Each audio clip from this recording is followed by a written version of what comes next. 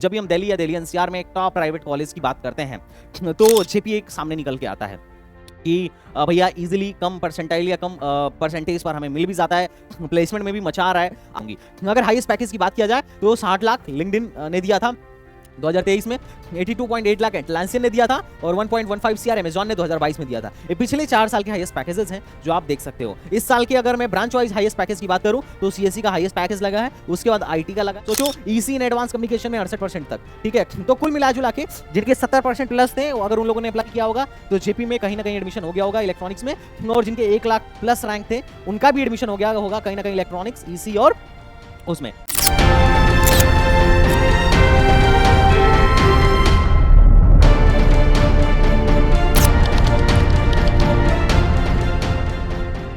सो hello बच्चा party, welcome back to STVG and this is Sandeep भाई। और गाइस आज के वीडियो में हम बात करने वाले हैं जेपी का ऑनेस्ट रिव्यू करने वाले हैं, JP institute of information technology. यहां पर हम नोएडा सेक्टर 62 की भी बात करेंगे, नोएडा 128 की भी सेक्टर 128 की भी बात करेंगे, गुना और सोलन का भी बात करेंगे। अनूप शहर का मैं बात नहीं करूंगा क्योंकि वहां पर इंजीनियरिंग अभी जल्दी स्टार्ट हुआ है और ऐसा मेरे हिसाब से कुछ खास उसमें बात करने वाला है भी नहीं। तुम जस्ट उनकी अगर वेबसाइट पर भी जाओगे तो तुम्हें समझ में आ जाएगा कि करना क्या है। ओके गाइस, तो लेट्स स्टार्ट जेपी। बहुत सारे बच्चों का डिमांड था कि भैया जेपी पर वीडियो बनाओ, क्योंकि जब भी हम दिल्ली या दिल्ली एनसीआर में एक टॉप प्राइवेट कॉलेज की बात करते हैं तो जेपी एक सामने निकल के आता है कि भैया इजीली कम परसेंटाइल या कम परसेंटेज पर हमें मिल भी जाता है, प्लेसमेंट में भी मचा रहा है, आरओआई भी कुछ बच्चों का कहना है कि ठीक है, पर एक्चुअली में कैसी है, कहां स्टैंड करता है। अगर बाकी के दिल्ली एनसीआर के प्राइवेट कॉलेजों के साथ कंपेयर करें, चाहे वो शिवनादर हो गया, चाहे वो एमिटी हो गई, चाहे वो महाराजा अग्रसेन हो गया, तो ये कहां पर स्टैंड करता है अगर हम उनसे कंपेयर करें तो।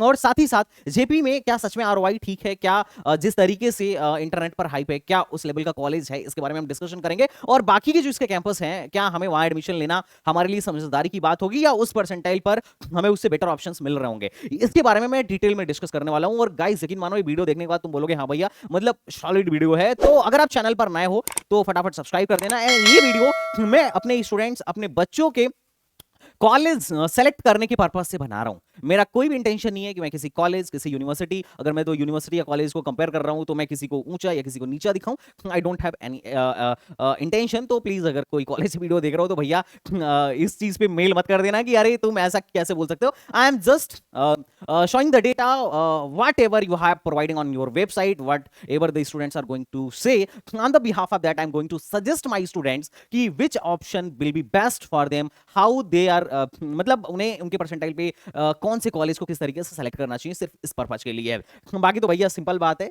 जो कॉलेज सच में अच्छा होगा ऑब्वियसली हर व्यक्ति अच्छा कहेगा, और जहां सच में गड़बड़ी होगी वहां तो भाई क्वेश्चन मार्क बनता है। ओके बच्चों पार्टी, तो चलो शुरू करते हैं अपन लोग।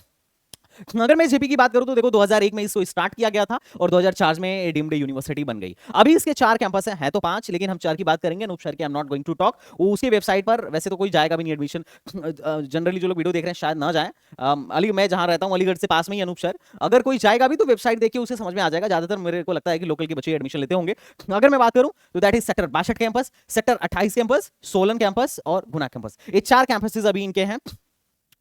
62 गुना, 62 128 गुना और सोलन। देखो ये दोनों नोएडा में ही है और दोनों का प्लेसमेंट इन दोनों का 62 और 128 का साथ में ही होता है। और इन सारे कैंपस में जो एडमिशन होता है, जिसके लिए फॉर्म भरा जाता है, वो एक साथ भरा जाता है। राउंड 1 में तो सबको एक साथ ही भरना होता है। ओके बच्चा पार्टी, और बाकी के ये 2 कैंपस सोलन और गुना है।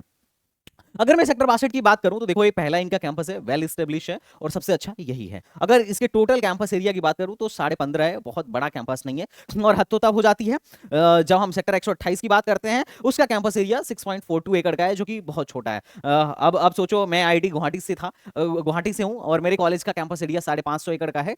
मैं एएमयू में पढ़ाई किया, वहां का कैंपस एरिया अलीगढ़ मुस्लिम यूनिवर्सिटी में 1200-1300 एकड़ का है। मतलब जनरली जो कॉलेजेस होते हैं जो ठीक ठाक, आईआईटी लखनऊ 100 एकड़ का कैंपस है, तो एक ठीक ठाक कैंपस एरिया उनका होता है। पर जो प्राइवेट कॉलेज है, खासकर दिल्ली या दिल्ली एनसीआर में, बहुत छोटे छोटे कैंपस, डिब्बो जैसा कैंपस कह सकते हो, है ना। आई एम जस्ट किडिंग, तुम्हें नजर आएगा तो। और वैसे भी सेक्टर 128 बहुत छोटा है, स्कूल टाइप वाली मेरे को तो फीलिंग आती है। बाकी सेक्टर 62 ठीक है, हाँ इंफ्रास्ट्रक्चर इनका ठीक है, इन्होंने मतलब स्पेस को अच्छे तरीके से यूटिलाइज किया है। और सेक्टर 62 का तो भाई लोकेशन भी अच्छा है, नोएडा सेक्टर जेपी सेक्टर 62 का। बाकी सेक्टर गुना, जेपी गुना जो है अपना, दैट इज ऑन एमपी। और ये जो है अपना वाकना घाट में, इसका कैंपस 125 एकड़ का है। इंफ्रास्ट्रक्चर इसका भी अच्छा है, बढ़िया से इन लोगों ने बना रखा है। और अगर मैं इसका बात करूं वाकना घाट सोलन का, तो इसका भी कैंपस एरिया ठीक ही है और इंफ्रास्ट्रक्चर इसका भी अच्छा है। ओके, कनेक्टिविटी सेक्टर 62 की ठीक है, इसकी थोड़ी सी पुअर है। और जो गुना है, ये तुम देख सकते हो, इसका नियरेस्ट एयरपोर्ट जो है गुना एयरपोर्ट है भोपाल में। और उसके बाद से मतलब ठीक है, कनेक्टिविटी 62 तो ऑलरेडी सबसे अच्छे लोकेशन पे है। 128 भी नोएडा में है, बाकी सबका कनेक्टिविटी भी तुम यहाँ पर देख सकते हो। अब बात करते हैं यहाँ पर एडमिशन कैसे होता है जेपी में। तो जेपी में 3 तरीके के एडमिशन के मोड है। पहला बोर्ड के परसेंटेज पर, तो जो इन बच्चों का बोर्ड में अच्छा परसेंट है और अच्छा परसेंट नहीं भी है तो भी एडमिशन हो जाएगा। लेकिन अच्छी परसेंट वालों के पास अच्छी अपॉर्चुनिटी होती है, अच्छा कैंपस मिलने की अपॉर्चुनिटी होती है, क्योंकि इनके 4 कैंपस है। ठीक है, और दूसरा जेई मेन है भाई। जेई मेन में तो अच्छी खासी कट ऑफ जा रही है इनकी, हर साल जाती है। अब बात करते हैं डायरेक्ट एडमिशन की। बात डायरेक्ट एडमिशन जो है, डायरेक्ट एडमिशन इन्होंने कुछ नए ब्रांचेस लॉन्च किए, जैसा कि तुम्हारा इलेक्ट्रॉनिक्स इन वीएलएसआई और electronics in advance communication, electronics in computer engineering और मैथमेटिक्स इन कंप्यूटिंग। ये 4 ब्रांच इन लोगों ने अभी अभी लॉन्च किया था लास्ट ईयर। और उसमें इन लोगों ने क्या किया है, स्टार्ट किया है, 4 ब्रांच लॉन्च किया लास्ट ईयर। और उन लोगों में इन लोगों ने डायरेक्ट एडमिशन भी लिया था। डायरेक्ट एडमिशन भी बोर्ड के परसेंटेज के बिहाफ पे ही हुआ था। डायरेक्ट एडमिशन भी बोर्ड के परसेंटेज के बिहाफ पे ही हुआ था। इस पर किस तरीके से इनकी काउंसलिंग हुई थी, इस पर डिटेल वीडियो मेरी ऑलरेडी पड़ी हुई है, तो तुम जाके देख सकते हो। अच्छा, तुम एक चीज गौर करना कि इन्होंने इलेक्ट्रॉनिक्स की 3 ब्रांचेस फटाफट फटाफट फटाफट लॉन्च कर दी है। और ये एक डीमेरिट भी तुम बोल सकते हो, आने वाले टाइम में कंपटीशन और ज्यादा बढ़ जाएगा, क्योंकि नंबर ऑफ कैंडिडेट्स और number of branches, number of specialisation धकाधक बढ़ रही हैं।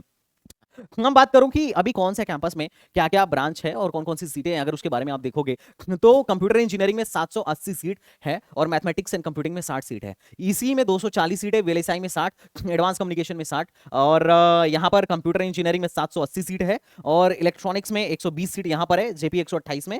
इंफॉर्मेशन टेक्नोलॉजी में भी आई थिंक 60 सीट है और एआईएमएल में भी 60 सीट है। बायो इन्फॉर्मेटिक्स की बात कर, और यहाँ पे सोलन में ये सारे देख सकते हो और गुना में ये सारे देख सकते हो। अच्छा, गुना में जो नंबर ऑफ सीट्स हैं थोड़ा ध्यान रखिएगा कि केमिकल में 30 सीट है, इंजीनियरिंग में 30 सीट है, सीएससी में 390 सीट है और इलेक्ट्रॉनिक्स एंड कम्युनिकेशन में 60 सीट है। अब ये ध्यान रखने के लिए मैं क्यों बोल रहा हूं, ये अभी आगे तुम्हारे काम आएगा। अब एक बात तुम थोड़ा सा गौर करना, यहां 780 सीट, यहां 780 सीट, मैथमेटिक्स एंड कंप्यूटिंग में 60 सीट, एआईएमएल में 60 सीट और आईटी की सीट, कुल मिला जुला के मतलब 7 7 14 और लगभग मान के चलो अप्रॉक्स ऐसे तुम्हारे बच्चे बैठ जाएंगे लगभग 1800 से 2000। तो सीएससी में सिर्फ सीएससी में तुम्हारे पास जो कंपटीशन है, देखो अभी तक जो तुम प्लेसमेंट देख रहे हो, ध्यान से सुनना, अभी तक तुम जो प्लेसमेंट देख रहे हो इसमें सिर्फ 447 बच्चों ने सीएससी में पार्टिसिपेट किया था और 46 बच्चों की जॉब लगी थी। तो ये जो तुम प्लेसमेंट देख रहे हो ना 2024 का, ये उन बच्चों का है जिनका एडमिशन 2020 में हुआ था। ये जो प्लेसमेंट देख रहे हो, 457 बच्चे बैठे थे, 456 की जॉब लगी, इनका एडमिशन 2019 में हुआ था, आज से 4 साल पहले। तो यहां तो सब तुम्हें चकाचक लग रहा है, बहुत बढ़िया बहुत बढ़िया। लेकिन जिस दिन तुम बैठोगे, जिस दिन तुम एग्जाम में बैठोगे ना, जिस दिन तुम प्लेसमेंट में बैठोगे, तो 780 ये वाले और 780 ये वाले और साथ में इंफॉर्मेशन टेक्नोलॉजी, एआईएमएल वाले और मैथमेटिक्स एंड कंप्यूटिंग वाले, ये तो तुम्हारे डायरेक्ट कॉम्पिटिटर होंगे। 1500 2000 सीएससी वाले बच्चे तुम्हारे सामने होंगे। और उसके अलावा तुम्हारे साथ साथ सीएससी वालों में, मतलब जो सीएससी के लिए कंपनीज आती हैं वो मोस्ट प्रॉब्ली 80% कंपनीज इलेक्ट्रॉनिक्स के लिए ओपन होती हैं। तो साथ साथ तुम्हारे साथ साथ इनकी भी फाइट रहेगी। तो आने वाले टाइम में ये डेटा देख के तुम्हें अंदाजा लग जाना चाहिए कि अभी जो तुम जेपी में प्लेसमेंट देख रहे हो यही आने वाले टाइम में रहे, जरूरी नहीं है। कंपटीशन बढ़ेगा, फाइट बढ़ेगा, अच्छा पैकेज उसी को मिलेगा जो ज्यादा मेहनत करेगा, सिंपल सा बात है ऑलमोस्ट। क्योंकि नंबर ऑफ तुम देखो ना यार, कंप्यूटर इंजीनियरिंग में यहां सीट कितनी है और यहां सीट कितनी है, और दोनों कैंपस का मिला के एक साथ प्लेसमेंट होना है, सिंपल। अगर मैं बात करूं सोलन की, तो सोलन में तुम ये देख सकते हो और गुना में देख सकते हो, यहाँ तो खैर ब्रांचेस कम है, लेकिन 390 ब्रांच सीएससी में यहाँ पे भी इन लोगों ने गुना में खोल रखा है। और ये बड़ा दुख से कहना पड़ता है कि आज के टाइम में कॉलेजों में सीएससी की ब्रांच 400 500 1000 होती है, प्राइवेट कॉलेजों में तो 2-2 हजार कंप्यूटर साइंस के बच्चे होते हैं, और कोर धीरे धीरे बंद होता जा रहा है। कहीं सिविल में 60 सीट है, कहीं 30 सीट है, कहीं कहीं बंदी हो चुका है। ठीक है, तो ये चीज है। वैसे आने वाला जमाना भाई कंप्यूटर इलेक्ट्रॉनिक्स का है, आने वाले टाइम में सबसे ज्यादा कंप्यूटर इलेक्ट्रॉनिक्स वालों को जॉब मिल रहा है, तो ऑब्वियसली हर इंसान मार्केट की तरफ शिफ्ट होगा। और बच्चे का भी इंटरेस्ट आज के टाइम में कंप्यूटर और इलेक्ट्रॉनिक्स में है। प्राइवेट में तो भाई गंद मचा ही रखा है, दबा के प्राइवेट में, मतलब ब्रांचेस खुले पड़े हैं। वीआईटी में तो ऐसे मान के चलो 6-7 हजार सिर्फ कंप्यूटर साइंस में बच्चे हैं। तो ये हाल चाल है प्राइवेट कॉलेजों में, बहुत बहुत लंबी फाइट होने वाली है आने वाले टाइम में। ओके, अब बात करते हैं कॉलेज के रैंकिंग एंड एग्रीडिएशन के बारे में। तो देखो एनआईआरएफ रैंकिंग जो है, इस ये एनआईआरएफ रैंकिंग में 2024 में 101 से लेके 150 के बीच में इसकी एनआईआरएफ रैंकिंग है, और 2023 में भी सेम थी लगभग, अभी भी रैंकिंग वही है। देखो वर्ल्ड रैंकिंग की अगर हम बात करें तो हम ज्यादातर क्यूएस रैंकिंग देखते हैं या फिर द हायर एजुकेशन रैंकिंग देखते हैं, THE. The world university ranking का इसका मतलब ये नहीं है कि यूनिवर्सिटी लेवल पे 801 से 1000 के बीच में आता है, नहीं, ये द हायर एजुकेशन, ये जो है ना द हायर एजुकेशन के अकॉर्डिंग ये रैंकिंग है। क्यूएस रैंकिंग में तो ये और पीछे है। अगर सिर्फ क्यूएस रैंकिंग इन एशिया में बात करो तो एशिया में 600 से लेके 800 के बीच में आता है। तो इंटरनेशनल में तो ज्यादातर अपने यहाँ के कॉलेजों की हालत खराब है। ओके, अप्रूवल की बात करूं, इंडिया के इंजीनियरिंग कॉलेजों में अगर एनआईआरएफ देखोगे तो 100 से 150 के बीच में लगभग ये आता है। मतलब अगर एनआईआरएफ बोलती है कि ये लिस्ट है भाई 150 इंडिया के बेस्ट इंजीनियरिंग कॉलेजों की जो हमारे यहाँ पार्टिसिपेट किए थे, तो उसमें 100 से 150 के बीच में अपना जेपी आएगा in terms of engineering. Okay, AICT से ऑलरेडी अप्रूव्ड है। एनबीए एग्रीडिएशन का ध्यान रखना, क्योंकि एनबीए हर ब्रांच को, हर कॉलेज को एग्रीडिएट नहीं करता है। एक मिनिमम थ्रेशोल्ड अगर आप पार करोगे तो ही एनबीए का एग्रीडिएशन मिलेगा। और तुम यहां पे ध्यान दो कि एनबीए ने सिर्फ सीएससी और ईसी, आईटी और बायोटेक को ही एग्रीडिएट कर रखा है, बाकी किसी को एग्रीडिएट नहीं करा है ना। पिछले साल जो ब्रांच को लेते हैं उनको तो अभी एनबीए एग्रीडिएशन मिल भी नहीं सकता है। बाकी में सिर्फ सीएस, ईसी, आईटी और बायोटेक, इन्हीं को एनबीए ने एग्रीडिएट किया, बाकी ब्रांच को एग्रीडिएट नहीं किया है, जो मैं तुम्हें दिखाया था।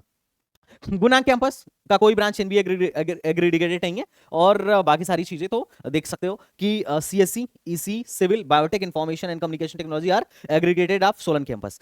सोलन कैंपस का ये सारे ब्रांचेस एनबीए एग्रीडिएटेड हैं। और एनबीए एग्रीडिएशन का भाई फर्क पड़ता है, क्योंकि एनबीए से अगर कोई ब्रांच एग्रीडिएटेड है तो एटलीस्ट तुम इतना बोल सकते हो कि उस कॉलेज में लैब फैसिलिटी और एटलीस्ट जो मिनिमम थ्रेशोल्ड होना चाहिए बीटेक के लिए वो है, वो ये बोल सकते हो। अगर एग्रीडिएटेड नहीं है तो ये मैं गारंटी के साथ तो नहीं कह सकता हूं कि है कि नहीं है, लेकिन अगर है, एनबीए ने एग्रीडिएट कर रखा है तो एक सर्टिफिकेट मिल रखा है कि हाँ भाई ये जो मिनिमम थ्रेशोल्ड होना चाहिए, मिनिमम थ्रेशोल्ड को एक कॉलेज पार कर रहा है। अगर इस ए ब्रांच में इंजीनियरिंग करा रहा है तो इस ब्रांच में इंजीनियरिंग कराने के लिए जो जो जरूरी चीजें हैं उस मिनिमम थ्रेशोल्ड को एक कॉलेज पार कर रहा है, तभी एनबीए ने एग्रीडिएट किया है। अब बात करते हैं fee structure for 62 and 128। Fee structure मेरे हिसाब से बहुत बड़ा डिमेरिट है। दबा के पैसा तुम्हें यहां देना पड़ेगा जेपी में। अगर इसको कंपेयर करो जेएसएस से या बाकी के कॉलेजों से, तो जेएसएस में इसकी तुलना में बहुत कम फीस है।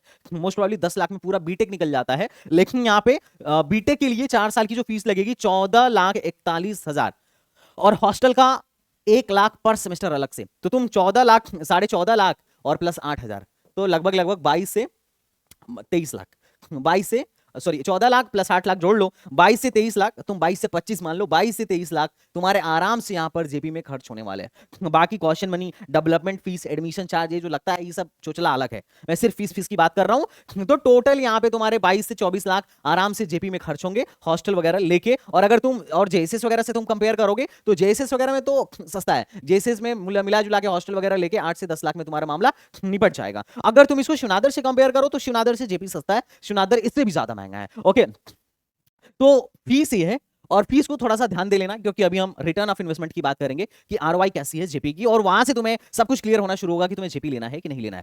अगर गुना की बात करूं तो देखो यहां पर सेमेस्टर लगभग 1.65 के आसपास लग रहा है, और यहां पर सेमेस्टर 60 के आसपास लग रहा है। तो गुना में भी फीस ज्यादा है, और गुना में भी हॉस्टल फीस, गुना जैसे शहर पर गुना जैसे शहर में हॉस्टल फीस 80,000 पर सेमेस्टर है। और साथ ही साथ अगर सोलन की बात करूं तो सोलन में भी फीस उतना ही है, 1,60,000, और अगर मैं हॉस्टल चार्ज की बात करूं तो 80,000 पर सेमेस्टर। तो यहां पे भी तुम्हारे 20 लाख तो आराम से जाएंगे ही जाएंगे, अगर मैं गुना कैंपस की बात करूं या सोलन कैंपस की बात करूं। तो इन टर्म्स ऑफ फीस अगर तुम देख पा रहे हो तो तुम्हें क्लियर हो गया होगा कि जेपी भैया बहुत महंगा है।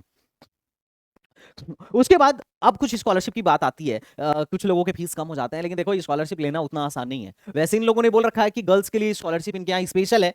स्पेशल स्कॉलरशिप है कि जिनके पेरेंट्स की इनकम 50,000 पर मंथ से कम होगा, हम उसको 50% ट्यूशन फीस माफ कर देंगे। लेकिन एक कोर्स में सिर्फ 2 ही बच्चों का माफ करेंगे, 2 ही बच्चियों का माफ करेंगे, बाकी सबका नहीं करेंगे। तो किसके बिहाफ पे करेंगे? तो एक बच्ची का माफ करेंगे हम जेईई मेन के रैंक पर, और एक बच्ची का हम माफ करेंगे 12th के रैंक पे। मतलब कुछ लोग, अब सोचो 50% में जेईई मेन से एडमिशन हुआ है और 50% में बोर्ड से एडमिशन हुआ है, तो जेईई मेन में जो टॉप की बच्ची होगी उसका हम माफ कर देंगे, और जो बोर्ड में एक बच्ची टॉप की होगी हम उसका 50% माफ कर देंगे पहले साल। दूसरे साल अगर इसको माफ करवाना है तो कम से कम सीजीपीए 7.5 से ज्यादा लेके आना चाहिए, अगर नहीं लेके आएगी तो खत्म नहीं होगा। उसके अलावा scholarship for board topper, board topper के लिए अभी हम 50% का स्कॉलरशिप देंगे। अब तुम्हें पता है सब बच्चा तो बोर्ड टॉपर होगा नहीं, और जनरली मेरे हिसाब से बोर्ड टॉपर क्या करेगा यहाँ आगे, कभी कभार भटक के आ भी सकता है, अदरवाइज ये भी मामला हद से गया। उसके अलावा AICT tuition fee waiver scheme होती है 1%, TFW of 1% of approval seat programme as per merit, merit के हिसाब से जितने भी इनके यहाँ प्रोग्राम अप्रूव्ड हैं, मतलब जितने भी ब्रांचेस हैं उसके 1% ये लोग क्या करेंगे, टीएफडब्ल्यू स्कीम के अंदर देंगे। टोटल इन लोगों ने बता रखा है कि 15 सीट हम टीएफडब्ल्यू स्कीम के तहत देंगे, AICT tuition fee waiver scheme के तहत। अब क्या है देखो, जैसे उसमें एकेटीयू में 5% सीट टीएफडब्ल्यू के अंदर आती है, इन लोगों ने 1% रखा है, टोटल 15 सीट ये लोग इसके अंदर मतलब टीएफडब्ल्यू स्कीम के अंदर देंगे। सिंपल, टीएफडब्ल्यू के अंदर वो आएंगे, टीएफडब्ल्यू सीट पर वो बच्चा एडमिशन ले सकता है जिसके पेरेंट्स की इनकम 8 लाख से कम हो। उसके अलावा ये तो खैर वहां के बच्चों के लिए है, इसको तुम पढ़ लो और तुम समझ लो। एडमिशन के टाइम पे यही 3 तुम्हारे पास स्कॉलरशिप है जहां से तुम अपने पैसे कम करवा सकते हो। ओके, तो चलो आते हैं उस चीज पर जिसका तुम्हें भैया बहुत बेसब्री से इंतजार था। अभी कट ऑफ पे भी आएंगे और कट ऑफ में बहुत अच्छे से तुमको एनालाइज करके बताऊंगा। इसके बाद तुम्हें मुझे नहीं लगता कहीं और वीडियो खान ली कि जेपी के बारे में कुछ बहुत ज्यादा रिसर्च करने की जरूरत पड़ेगी, क्योंकि already this video is well research. देखो मेरी वीडियोस थोड़ी लेंदी हो सकती हैं, आई नो दिस, बट मामला क्लियर रहता है मेरी वीडियो में। फंडा देखने के बाद तुम्हारा क्लियर हो जाएगा। जेपी के अलावा तुम जिस भी कॉलेज में चाहते हो उस कॉलेज को तुम कमेंट बॉक्स में बताओ, और अगर ज्यादा बच्चों की डिमांड आएगी तो डेफिनेटली उस पर वेल रिसर्च वीडियो बनेगी। अगर मैं प्लेसमेंट की बात करूं, ये 2024 का प्लेसमेंट है, ये 23 का प्लेसमेंट है, ये 22 का प्लेसमेंट, 21 का प्लेसमेंट है। यहां पे सीएससी में 447 बच्चे थे और उसमें से 426 बच्चे प्लेस्ड हो गए। Total placed candidate 95%। 2024 का डेटा। 2022 में 457 बच्चे थे जिसमें से 456 प्लेस्ड हो गए। Total 100% absolute offer approximately 99 point something. तो अगर तुम इस टर्म में बात करो परसेंटेज प्लेसमेंट, तो नो डाउट परसेंटेज प्लेसमेंट अच्छा है, प्लेसमेंट की अपॉर्चुनिटीज जेपी में अच्छी है, इस बात से भी मैं नकार नहीं रहा हूं। मैं ए सेक्टर 62 और 128 की बात कर रहा हूं, मैं ध्यान रखना। उसके अलावा इंफॉर्मेशन टेक्नोलॉजी में 52 बच्चे थे, 50 बच्चों को ऑफर मिला, 96% बच्चे प्लेस्ड हो गए। बायोटेक में भी 32 बच्चे थे, 26 बच्चों, मतलब ये बच्चे नहीं थे, इतने बच्चे एलिजिबल थे काउंसिल प्लेसमेंट में बैठने के लिए। बहुत सारे बच्चे ऐसे होंगे जो एलिजिबल ही नहीं हुए होंगे, जिनकी बैक लग गई होगी, और बहुत सारे बच्चे ऐसे होंगे जिनको काउंसलिंग से मतलब ही नहीं होगा, जो स्टार्टअप वाले होंगे, और बहुत सारे बच्चे ऐसे होंगे जिनको कुछ और लाइफ में करना हो, एंटरप्रेन्योरशिप करना होगा, किसी को भाई मूवी थिएटर में जाना होगा, तो उनके लिए प्लेसमेंट फिर छोटी चीज हो गई होगी, वो बैठे ही नहीं होंगे। तो एलिजिबल कितने थे उसमें मैं परसेंटेज बता रहा हूं, इन लोगों ने कितने एलिजिबल थे, कितने लोग प्लेसमेंट में बैठे और कितनों की जॉब लगी इसके बारे में बोल रहे हैं। कितने एडमिट हुए, कितनों ने एडमिशन लिया और उसमें से कितनों की जॉब लगी इसके बारे में नहीं है, ठीक है। लेकिन फिर भी जितने लोग बैठे थे उसमें से मोस्टली का प्लेसमेंट हो गया, ये भी बहुत अच्छी बात है। लेकिन परसेंटेज प्लेसमेंट सही होने से ही हमें नहीं बोलेंगे कि ये कॉलेज बहुत अच्छा है, क्योंकि नोएडा गाजियाबाद के मोस्टली कॉलेजों में, प्राइवेट कॉलेजों में भी प्लेसमेंट परसेंटेज सही है भैया। आरओआई भी सही होना चाहिए, रिटर्न ऑफ इन्वेस्टमेंट भी सही होना चाहिए भैया। पापा का 22 से 25 लाख झोंके अगर तुम 4 लाख की सैलरी करो तो फिर तो मैं तो नहीं कहूंगा कि तुमने बहुत कुछ अच्छा वो कर लिया है, बहुत बढ़िया आरओआई लेके आए हो बेटा, मैं तो नहीं बोलूंगा।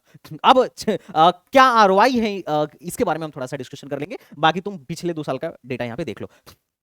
ये डेटा ये रहा जो जेपी ने अपने वेबसाइट पे प्रोवाइड करी है, ये डेटा वो है जो इन लोगों ने गवर्नमेंट को प्रोवाइड करी है। गवर्नमेंट के यहां से देखो ये डेटा एवरेज ये जेपी के वेबसाइट पे है। इन्होंने बोला है कि 2023-24 में इस साल इनके यहां से एवरेज पैकेज 8,71,000 का रहा, और 2021 में 11 लाख का रहा, 2022 में 11 लाख का रहा, 2023 में भी 11 लाख के आसपास का ही एवरेज पैकेज रहा। तो एवरेज पैकेज थोड़ा सा डाउन हुआ है।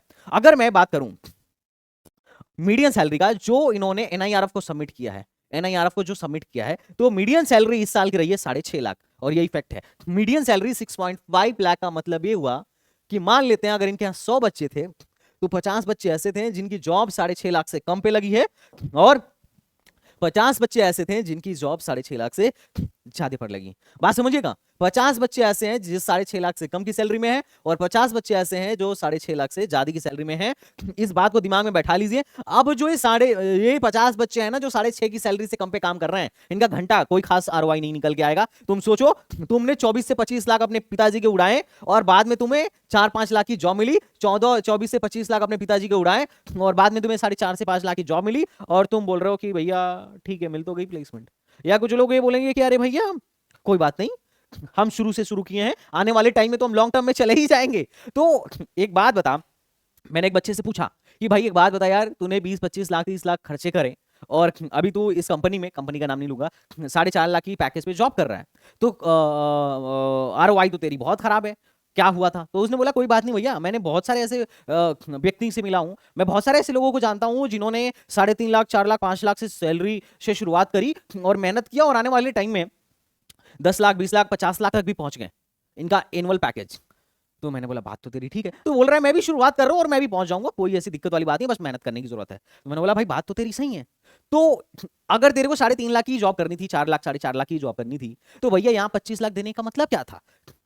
भाई तू अगर किसी इस कॉलेज से चला जा, मान लेते हैं जेपी है, जेपी के अलावा तू मान ले गलगोटिया चला गया, 4.5 लाख की जॉब तो वहां पे भी लगने की पॉसिबिलिटी थी। मैं एक एग्जांपल दे रहा हूं। तो तू जो मान ले कंपनी में एंट्री मारना है तो 4.5 लाख की जॉब लेनी थी, तो गलगोटिया की फीस भाई बहुत कम है, 6 लाख में तेरा बीटेक हो जाएगा लगभग विदाउट हॉस्टल। और मान के चल अगर हॉस्टल लेगा तो तू 10 लाख में तेरा बीटेक हो जाएगा, 12 लाख सीधे सीधे बच जाएगा, 10 लाख में बीटेक हो गया। और तू फिर वहां से भी इसी कंपनी में आ सकता था और फिर वही मेहनत करके वहां तक तो तू पहुंच ही सकता है, फिर क्या दिक्कत है? फिर यहां इतना देने का क्या मतलब समझ में आ रहा है?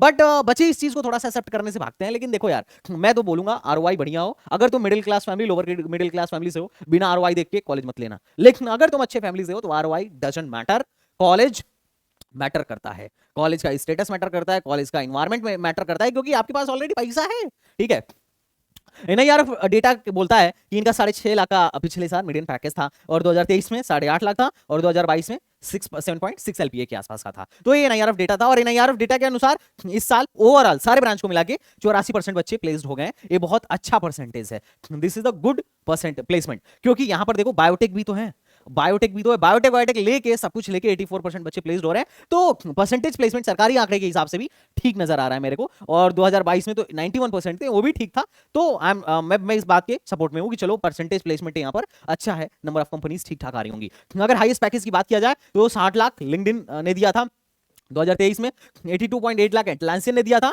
और 1.15 सीआर अमेजॉन ने 2022 में दिया था। ये पिछले 4 साल के हाईएस्ट पैकेजेस हैं जो आप देख सकते हो। इस साल की अगर मैं ब्रांच वाइज हाईएस्ट पैकेज की बात करूं तो सीएससी का हाईएस्ट पैकेज लगा है, उसके बाद आईटी का लगा है। आईटी कहां पर है? सेक्टर 128 में। और इसी का जो हाईएस्ट पैकेज है दैट इज 44 एलपीए। ये 2024 का आंकड़ा है इनका जो इन लोगों ने प्रोवाइड कराया हुआ है प्लेसमेंट का।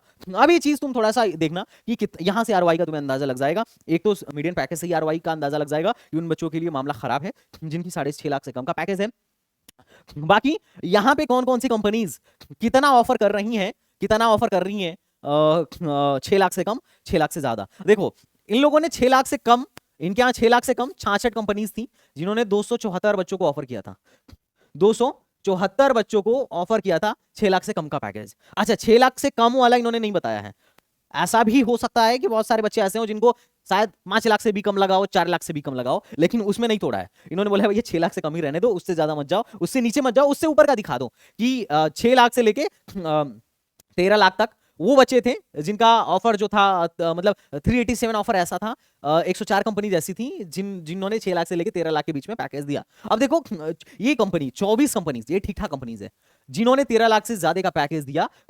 और बाकी तो थर्ड हाईएस्ट पैकेज 37 का था, उसके बाद से सेकंड हाईएस्ट पैकेज 52 का था, फर्स्ट हाईएस्ट कैंपस 60 का था, 252 के आसपास कंपनीज आई थी। तो टोटल ये कंपनीज का डेटा है जिसमें मैं बोलूंगा कि अगर इन 24 कंपनीज में हो रहा है तो मान के चलो तुम्हारा आरओआई ठीक ठाक है।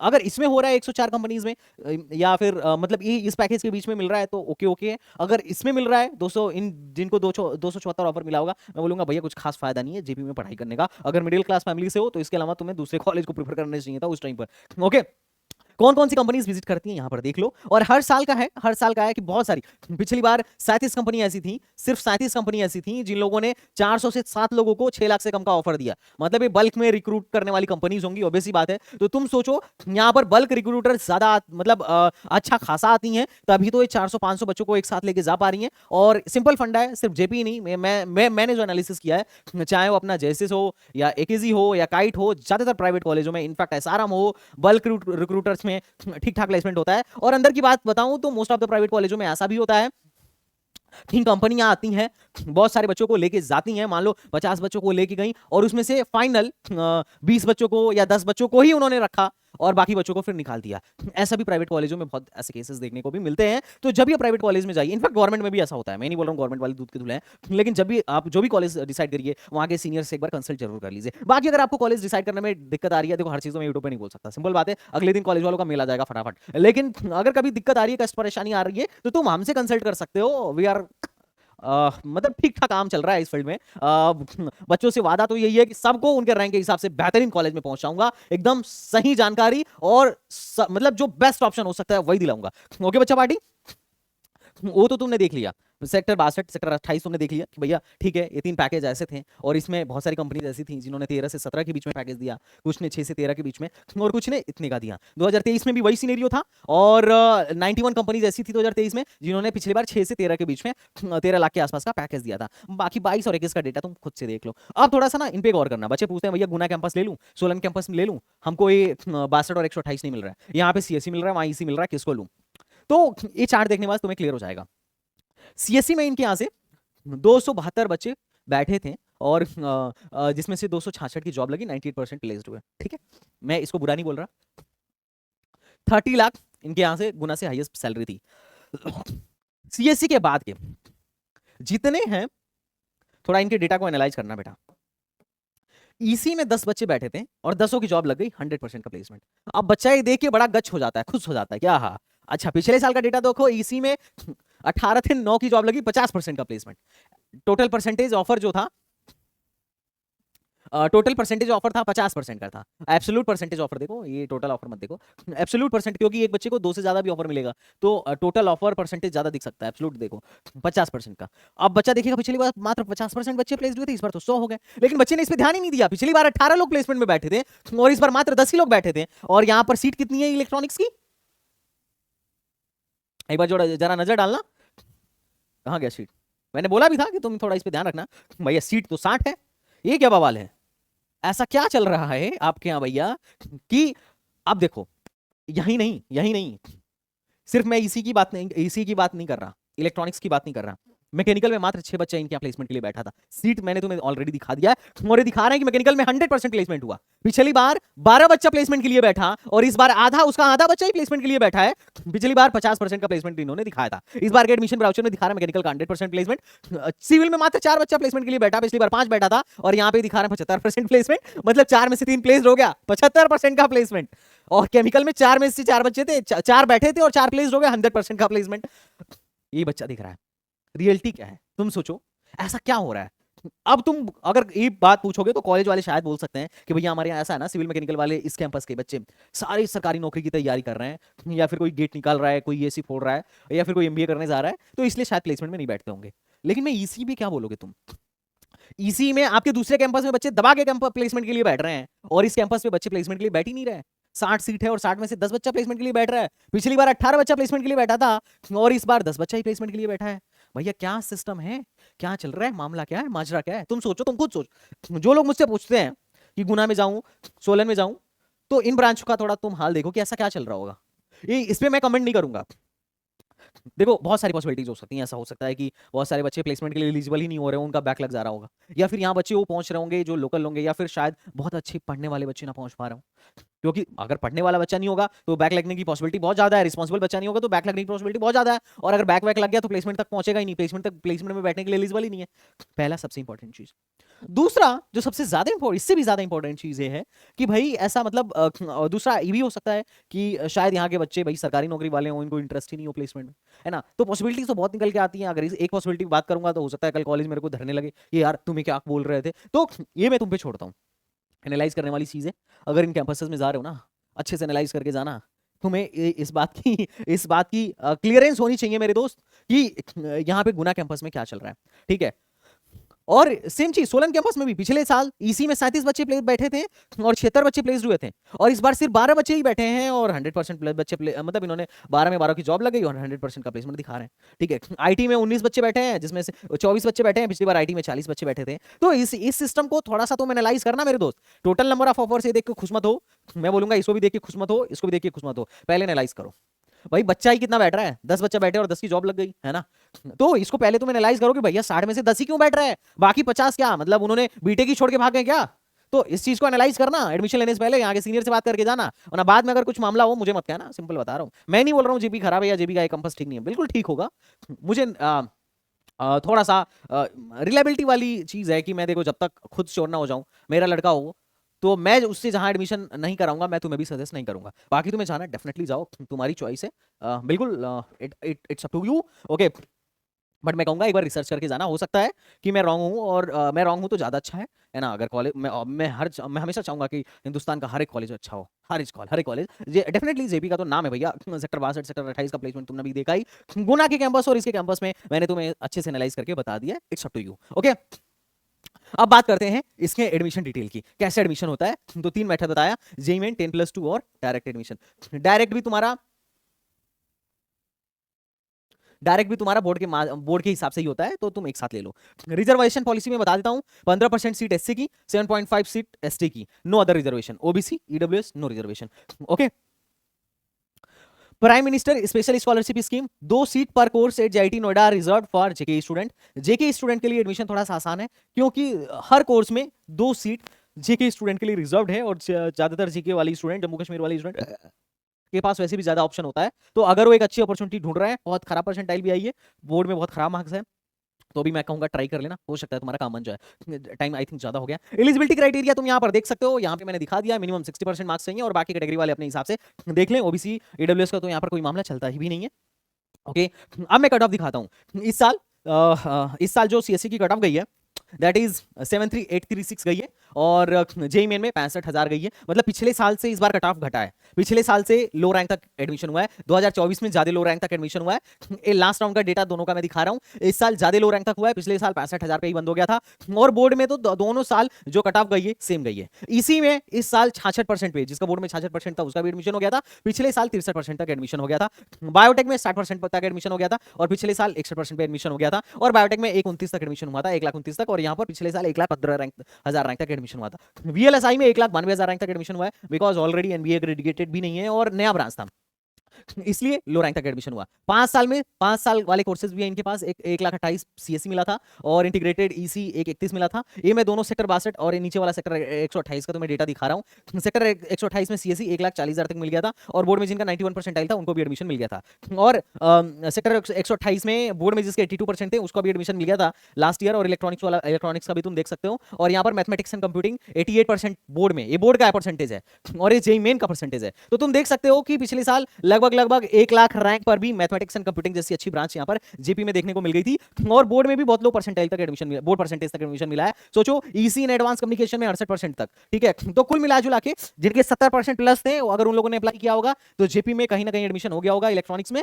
और जिनके 1 लाख प्लस रैंक थे उनका भी एडमिशन हो गया होगा कहीं ना कहीं इलेक्ट्रॉनिक्स, ईसी और उसमें किसमें, इलेक्ट्रॉनिक्स में, ईसी में। तो बोला था कि ऑब्वियसली लो रैंक तक एडमिशन मिलता है। मान के चलो अगर तुम्हारी 90 परसेंटाइल से लेके 94 परसेंटाइल के बीच में है, तो तुम्हें जेपी इस साल मिल जाएगा कंप्यूटर साइंस या इलेक्ट्रॉनिक्स में।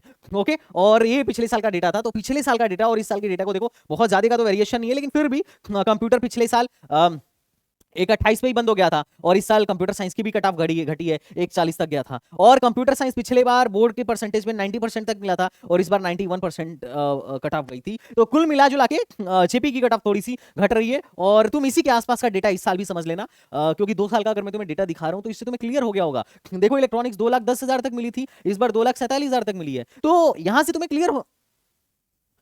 क्लियर हो जाना चाहिए कि जेपी की कट ऑफ क्या है, एकदम बहुत डिटेल एनालिसिस है, जिससे तुम्हें सब कुछ क्लियर हो जाना चाहिए। अब बात बोलोगे कि सर जेपी गुना में क्या आ जाता है, तो जेपी गुना की तो सीट भी मेरे हिसाब से खाली रह गई थी, अनूप शहर में तो ऐसे एडमिशन हो जाना चाहिए। तो ज्यादा इसमें यहाँ एडमिशन लेने में बहुत ज्यादा दिक्कत मेरे हिसाब से नहीं आएगी। अगर कट ऑफ मेन कैंपस का कट ऑफ ये है, तो इसके हिसाब से तुम इसका कैंपस का कट ऑफ समझ लो। मेरे हिसाब से सीटें अगर खाली रहती हैं तो इजीली एडमिशन हो जाएगा।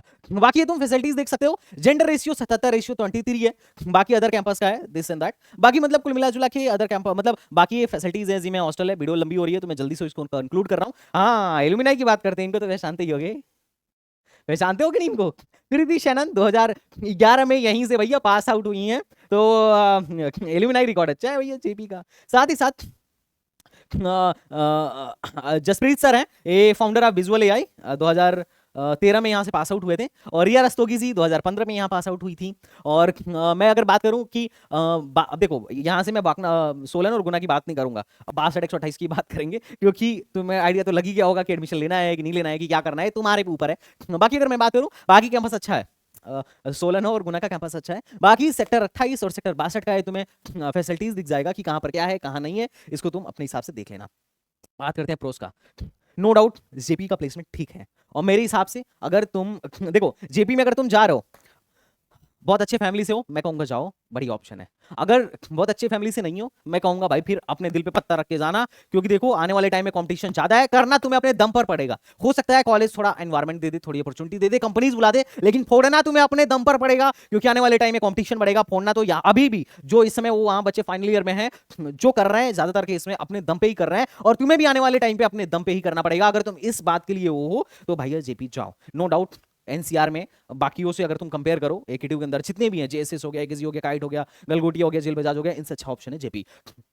बाकी कॉलेज शारदा यूनिवर्सिटी हो गई, तुम्हारा शिवनादर हो गया, और तुम्हारा अमेठी हो गया, तुम्हारा एसआरएम गाजियाबाद हो गया, मैं तो मानता हूं इनसे भी अच्छा ऑप्शन है जेपी सेक्टर 62, अगर पैसा है तो। ठीक है, तो बाकी मैं तुम्हें आइडिया दे ही दिया है ना। तो सेक्टर मतलब एनसीआर में तो तुम जेपी पे टारगेट रख सकते हो, अगर तुम्हारे पास पैसे कोई दिक्कत नहीं है, या फिर अगर तुम इस बात पे कॉन्फिडेंट हो कि भैया मैं जाके मेहनत करूंगा, क्योंकि ठीक ठाक पढ़ाई होती है। अगर मैं बात बोलूं कॉलेज के प्लेसमेंट के बारे, अगर मैं प्रोज की बात करूं तो जेपी में पहला प्रोज की यार प्लेसमेंट अपॉर्चुनिटी अच्छी है प्लेसमेंट के लिए, और मतलब यार 250-300 कंपनीज आ रही हैं, 200-250 भी कंपनीज आ रही है तो बहुत है। और बहुत सारी कंपनीज ऐसी हैं जो 12 लाख 13 लाख से ज्यादा का भी पैकेज दे रही हैं, तो तुम्हारे पास एटलीस्ट ऑप्शन तो है।